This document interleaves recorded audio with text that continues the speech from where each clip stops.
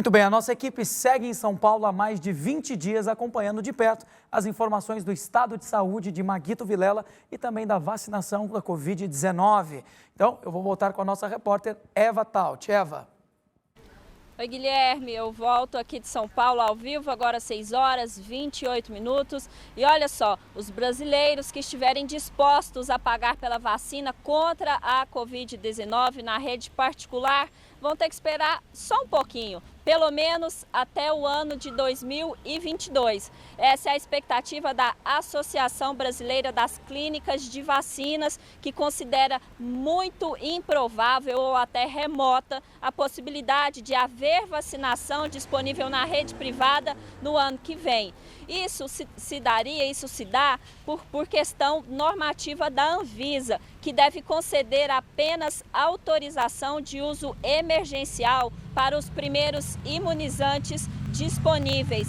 Ou seja, não há matéria-prima para fabricar vacina para todo mundo. Então, vai ser priorizado os pedidos governamentais. Então, a rede privada vai ter que esperar para poder comprar dos laboratórios as vacinas para assim poder oferecer às pessoas que quiserem pagar pela vacina. Mas falando de vacinação pública, aqui em São Paulo, a situação está um pouquinho melhor do que no restante do país, porque o governador aqui, o João Dória, ele afirmou que a vacina Coronavac, produzida pelo laboratório chinês Sinovac, em parceria com o Instituto Butantan, vai ser aplicada na população paulista já no próximo mês, em janeiro de 2021. Enquanto São Paulo está na frente, Brasil só tem contrato assinado de aquisição de vacinas com a AstraZeneca Oxford. É uma parceria da empresa AstraZeneca com a Universidade de Oxford. São 15 milhões de doses que vão chegar em janeiro e fevereiro ao Brasil e por esse motivo o início dessa vacinação aqui para a população brasileira, segundo o Ministério da Saúde, a vacinação via SUS está programada para a partir de março e ela ainda vai contar com alguns grupos prioritários, então também não vai ser todo mundo que vai ter acesso à vacina. Dentre esses grupos prioritários estão idosos e também profissionais da saúde.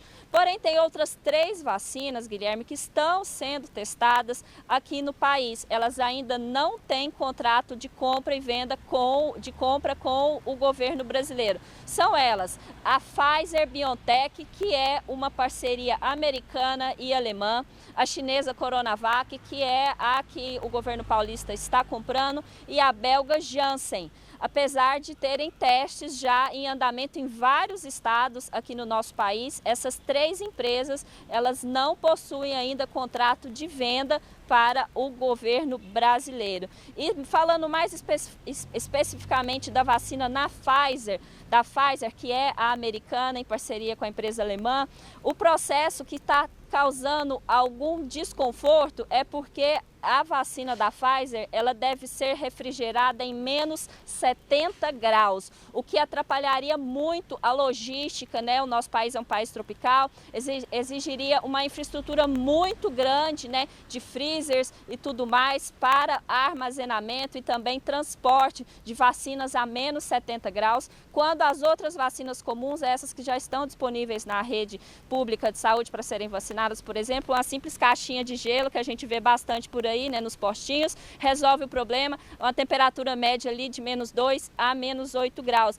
Por isso, a dificuldade, então, dessa negociação da Pfizer com o governo brasileiro. Por isso, o governo brasileiro ainda só tem protocolo de intenção assinado com a vacina da AstraZeneca Oxford e resta, então, a vacina Coronavac, que a gente já sabe que o governo brasileiro colocou algumas questões ideológicas à frente para poder aprovar